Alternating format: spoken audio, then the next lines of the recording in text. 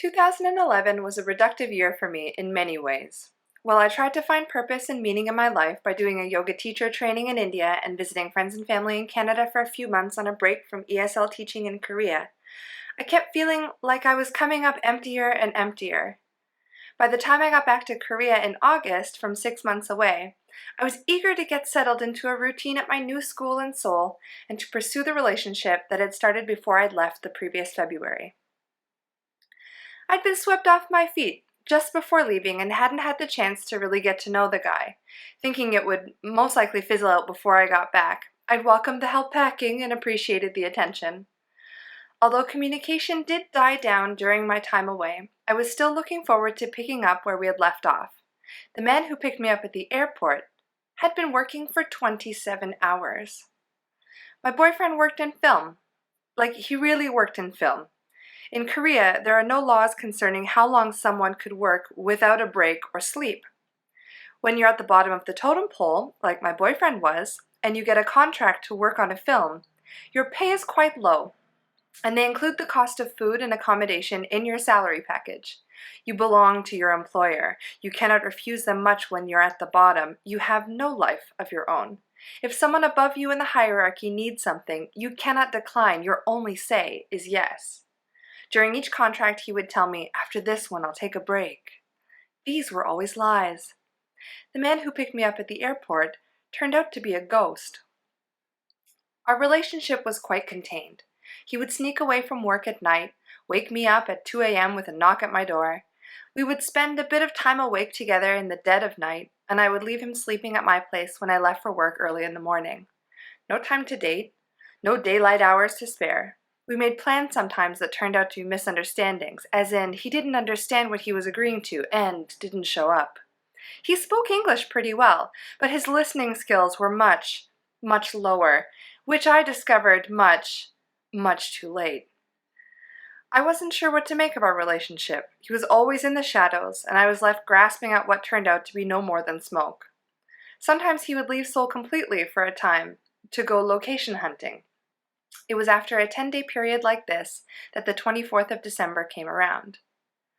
About a month before Christmas, we made plans for the 24th and 25th to go to his house and spend time with his mom, go to church, eat together.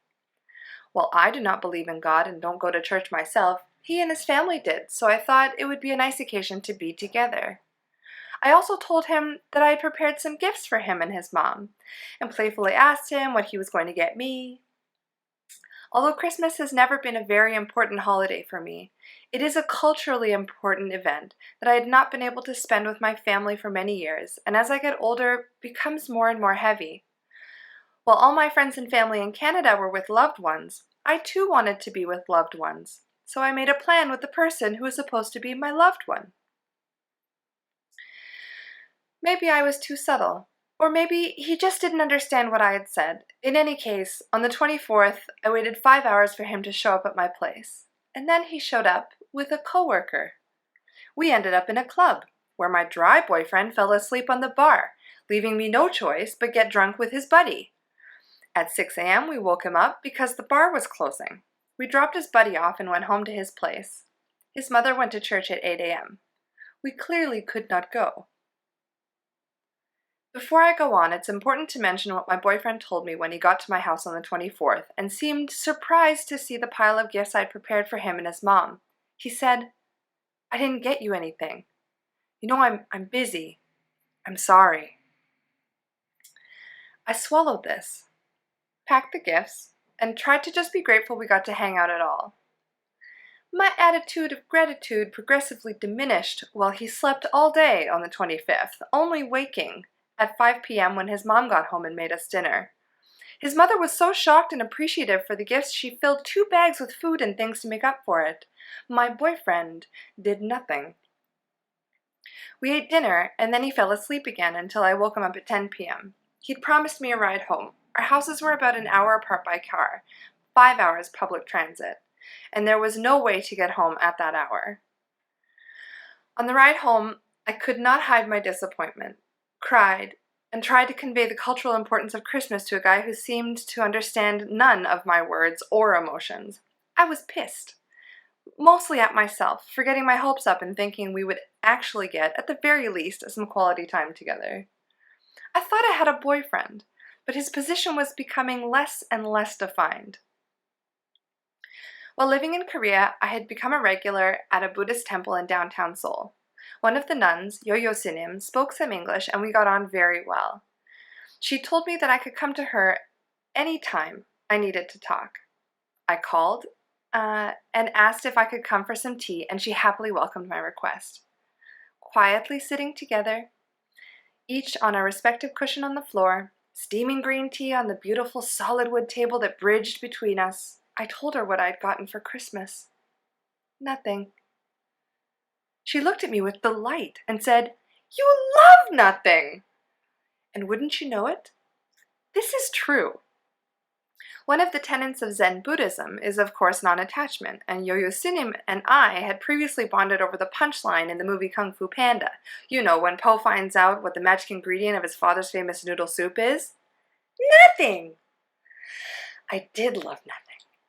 But if I loved nothing so much, why was I so upset? And how could I reconcile what I felt was missing in this relationship, and though I didn't realize it at the time, also from my life? Yo-Yo Sinim then talked me through some Buddhist decision-making guidelines. She told me, number 1, don't rush.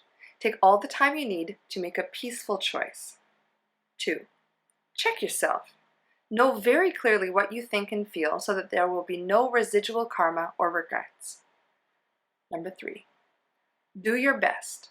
Make a conscious, solid effort in all your actions. After being very diplomatic, she looked over our empty teacups right in my eyes and added, "But even in Buddhism, boyfriends give gifts."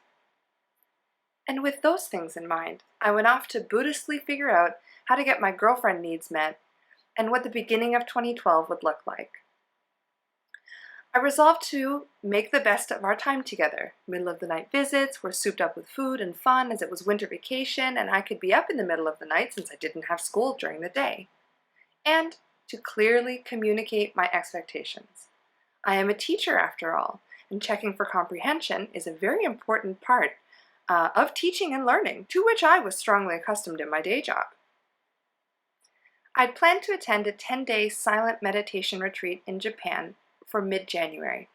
Before leaving, I asked my boyfriend if he knew what special events would happen in February. He had no idea, so I told him my 30th birthday, Valentine's Day, and our 1-year anniversary.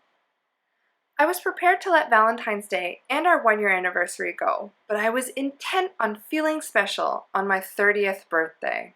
I explained as emphatically as I could that 30 was a very important birthday in my culture, and I wanted to feel special. He said, "I know I let you down before, but it won't happen again, I promise." I asked him if he knew how he could make me feel special. He didn't, so I told him, spend time with me, bring me a gift of any sort, and or cake. He said again, "I know I let you down before, but it won't happen again, I promise." And I left the country, imagining that he might take some time while I'm away to prepare something special for my birthday that would be happening 3 weeks after my return. Unfortunately, he did not take my suggestions to heart, nor did he take the time to prepare anything for any of those occasions. Can you guess what I got for my birthday? Yes, you are correct. Nothing. He showed up late and empty-handed on my 30th birthday. There were more tears shed when I exasperatedly explained why I was upset. He brought me cake on the 18th of February. But cake the day after my birthday is not cake on my birthday. At the temple, Yo-Yo Sinim suggested I consider the decision-making guidelines she'd prepared with me before when planning the dissolution of our relationship. She told me that the Buddhist way meant that if you were to run into the other person later in the street, there would be no hard feelings, no regrets, no residual karma to work through, there would actually be nothing. After much introspection, I put my boyfriend on probation. The conditions were, if you want to see me, contact me during waking hours, make a plan, and most importantly, follow through. Most people think I was too patient, but I think I was fair. I was using the Buddhist tools to navigate, and this was the best I could do. It soon became apparent that he was not able to satisfy any of these conditions. A few weeks later, I was able to make a plan with him at 2 p.m. on a Sunday to meet up for what would be the last time. He showed up at 4 p.m., empty-handed, surprised I was breaking up with him. The nothing he had given me was finally making its way full circle back to him. I'd taken the time, looked to myself, and spent the energy necessary to accept the nothing I loved so much. I told him there was clearly nothing between us. Thank you for the nothing. It's exactly what Buddha ordered. And I went back to the temple, where at least loving nothing got me tea.